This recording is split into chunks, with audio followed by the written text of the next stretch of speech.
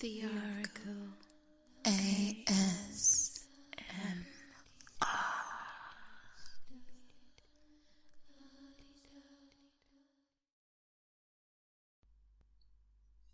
Welcome. This is the Oracle, and you're listening to an ASMR reading of Lewis Carroll's Alice in Wonderland.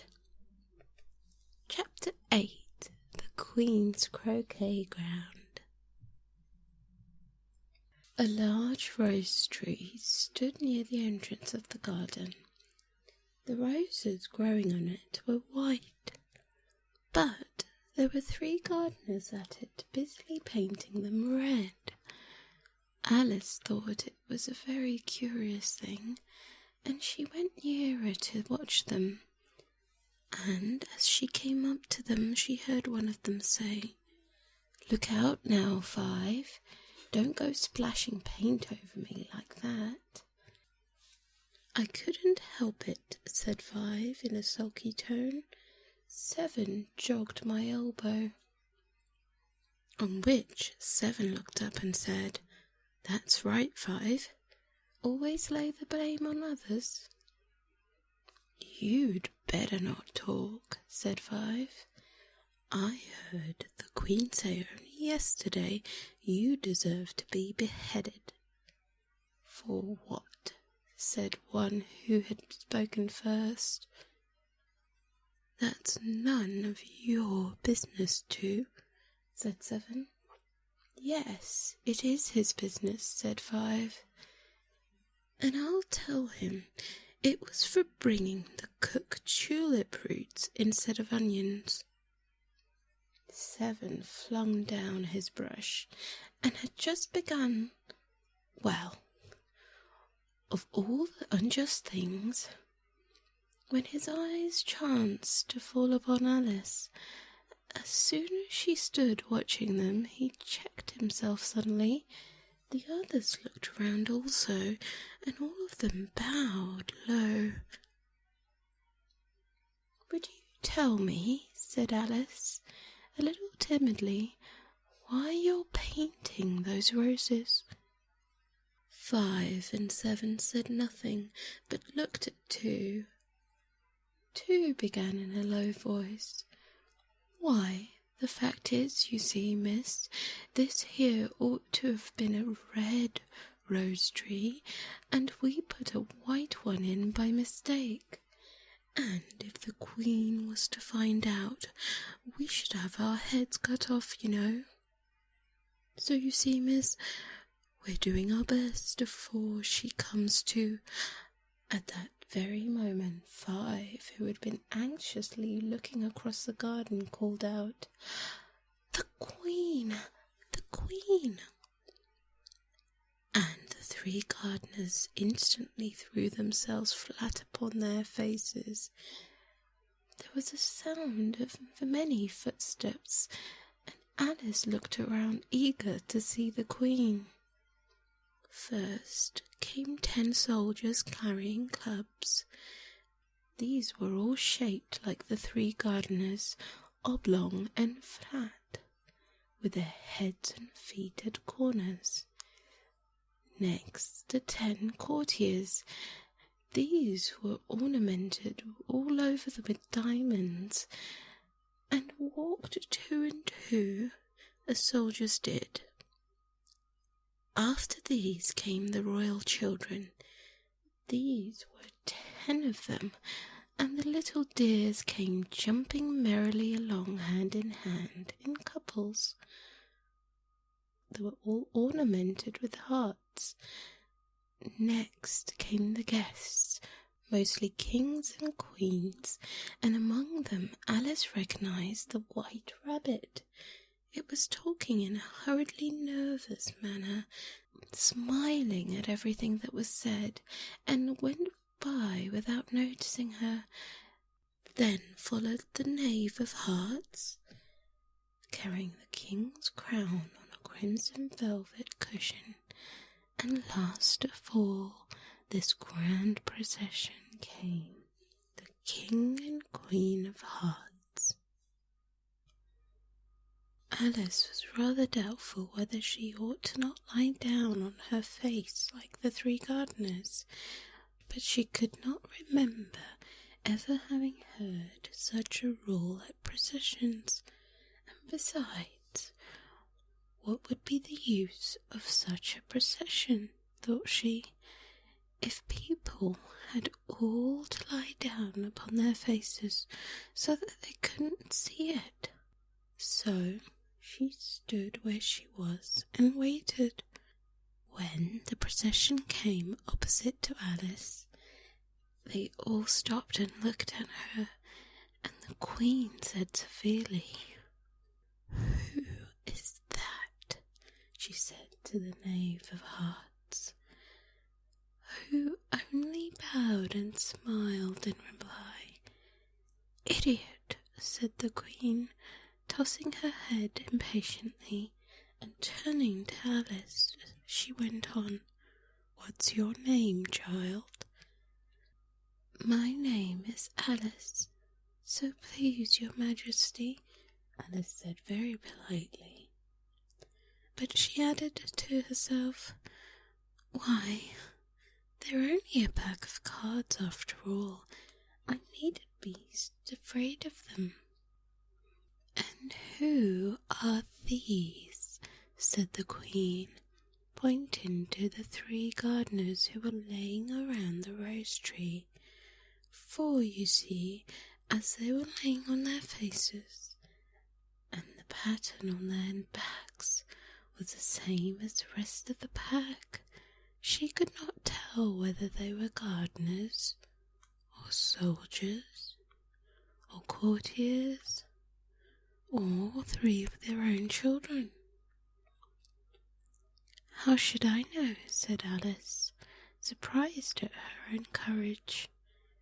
"It's no business of mine."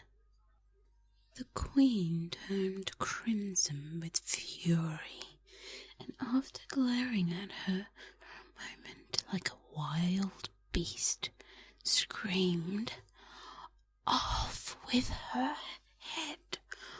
Off!" "Nonsense," said Alice, very loudly and decidedly, and the Queen was silent. The King laid his hand upon her arm and timidly said, "Consider, my dear, she is only a child." The Queen turned angrily away from him and said to the Knave, "Turn them over." The Knave did so very carefully with one foot. "Get up," said the Queen in a shrill, loud voice, and the three gardeners instantly jumped up and began bowing to the King, the Queen, the royal children, and everybody else. "Leave off that," screamed the Queen. "You make me giddy." And then, turning to the rose tree, she went on, "What have you been doing here?" "May it please you, your Majesty," said two, in a very humble tone, going down on one knee as he spoke, "we were trying—" "I see," said the Queen, who had meanwhile been examining the roses. "Off with their heads." And the procession moved on, three of the soldiers remaining behind to execute the unfortunate gardeners, who ran to Alice for protection. "You shan't be beheaded," said Alice, and she put them into a large flower pot that stood near. Three soldiers wandered about for a minute or two, looking for them, and then quietly marched off after the others. "Are their heads off?" shouted the Queen. "Their heads were gone, if it pleases you, your Majesty," the soldiers shouted in reply. "That's right," shouted the Queen. "Can you play croquet?" The soldiers were silent and looked at Alice as the question was evidently meant for her. "Yes," shouted Alice. "Come on, then," roared the Queen, and Alice joined the procession, wondering very much what would happen next. It's a very fine day," said a timid voice at her side. She was walking by the White Rabbit, who was peeping anxiously into her face. "Very," said Alice. "Where's the Duchess?" "Hush, hush," said the rabbit in a low, hurried tone. He looked anxiously over his shoulder as he spoke, and then raised himself up onto tiptoe, put his mouth close to her ear, and whispered, "She's under sentence of execution." "What for?" said Alice. "Did you say what a pity?" the rabbit asked. "No, I didn't," said Alice. "I don't think it's at all a pity. I said what for." "She boxed all the Queen's ears," the rabbit began. Alice gave a little scream of laughter. "Oh, hush," the rabbit whispered in a frightened tone. "The Queen will hear you. You see, she came rather late, and the Queen said—" "Get to your places," shouted the Queen in a voice of thunder, and people began running about in all directions, tumbling up against each other. However, they got settled down in a minute or two, and the game began. Alice thought she had never seen such a curious croquet ground in her life. It was all ridges and furrows. The balls were live hedgehogs, the mallets live flamingos. The soldiers had doubled themselves up and to stand on their hands and feet to make the archers. The chief difficulty Alice found at first was in managing her flamingo. She succeeded in getting its body tucked away comfortably enough under her arm, with its legs hanging down, but generally, just as she had got its neck nicely straightened out and was going to give the hedgehog a blow with its head, it would twist itself round and look up in her face with such a puzzled expression that she could not help burst out laughing. And when she had got its head down, it was going to begin again. It was very provoking to find that the hedgehog had unrolled itself and was in an act of crawling away. Besides all this, there was generally a ridge or a furrow in a way wherever she wanted to send a hedgehog to, and as the doubled-up soldiers were always getting up and walking off to other parts of the ground, Alice soon came to the conclusion that it was a very difficult game indeed.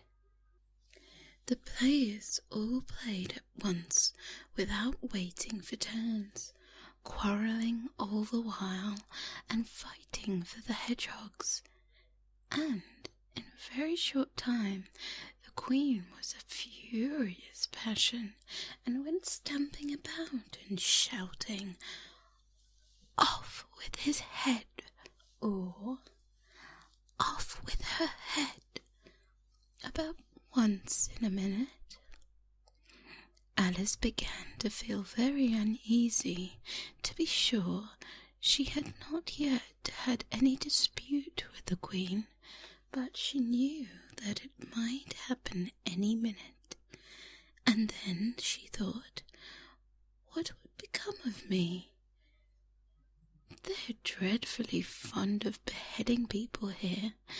The great wonder is that there's anyone left alive.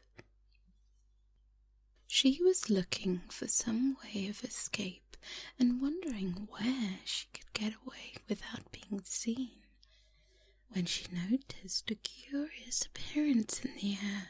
It puzzled her very much at first, but after watching it a minute or two, she made it out to be a grin, and she said to herself, "It's the Cheshire Cat. Now I have someone to talk to." "How are you getting on?"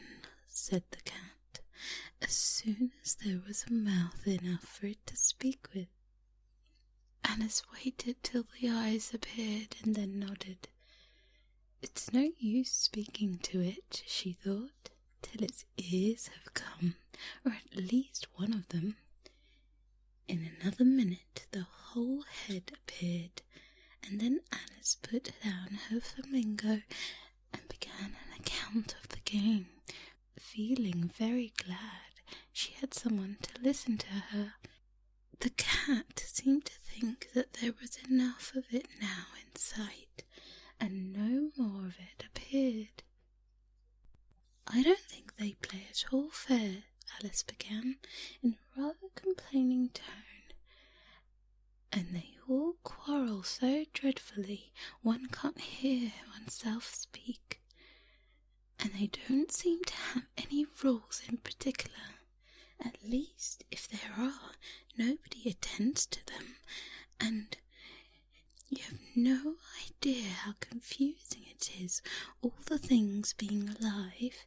For instance, there's the arch I've got to go through, next walking about the other end of the ground, and I should have croqueted the Queen's hedgehog just now, only it ran away when it saw mine coming."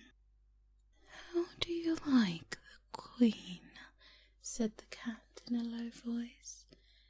"Not at all," said Alice. "She's so extremely—" Just then she noticed that the Queen was close behind her listening, so she went on, "Likely to win. It's hardly worth finishing the game." The Queen smiled and passed on. "Who are you talking to?" said the Queen, going up to Alice and looking at the cat's head with great curiosity. "It's a friend of mine, a Cheshire Cat," said Alice. "Allow me to introduce it." "I don't like the look of it at all," said the Queen. "However, it may kiss my hand if it likes." "I'd rather not," Cat remarked. "Don't be impertinent," said the Queen, "and don't look at me like that." He got behind Alice as he spoke. "A cat may look at a king," said Alice. "I've read that in some book, but I don't remember where." "Well, it must be removed," said the king very decidedly, and he called the Queen, who was passing at the moment. "My dear, I wish you would have this cat removed." The Queen had only one way of settling all difficulties, great or small. "Off with his head," she said, without even looking around. "I'll fetch the executioner myself," said the King eagerly, and he hurried off. Alice thought that she might as well go back and see how the game was going on, as she heard the Queen's voice in the distance, screaming with passion. She had already heard her sentence 3 of the players to be executed for having missed their turns, and she did not like the look of things at all, as the game was in such confusion that she never knew where it was, her turn or not. So she went in search of her hedgehog. The hedgehog was engaged in a fight with another hedgehog, which seemed to Alice an excellent opportunity for croqueting one of them with the other. The only difficulty was that her flamingo was gone across at the other side of the garden, where Alice could see it trying in a helpless sort of way to fly up into a tree. By the time she caught the flamingo and brought it back, the fight was over and both hedgehogs were out of sight. But it doesn't matter, thought Alice, for all the archers are gone from the side of the ground. So she tucked it under her arm, that it may not escape again, and went back for a little more conversation with her friend. When she got back to the Cheshire Cat, she was surprised to find a large crowd collected around it. There was a dispute going on between the executioner, the king, and the queen, who were all talking at once, while all the rest was silent and looked very uncomfortable. The moment Alice appeared, she was appealed by all three of them to settle the question, and they repeated their arguments to her, though as they all spoke at once, she found it very hard indeed to make out exactly what they said. The executioner's argument was that you couldn't cut off a head unless there was a body to cut it from, that he has never had to do such a thing before, and he wasn't going to begin at his time of life. The king's argument was that anything that had a head could be beheaded, and that you weren't to talk nonsense. The queen's argument was that if something wasn't done about it in less than no time, she'd have everybody executed all round. It was that very last remark that made the whole party look so grave and anxious. Alice could think of nothing else to say, but it belongs to the Duchess. You'd better ask her about it. She's in prison, said the Queen to the executioner. Fetch her here. And the executioner went off like an arrow.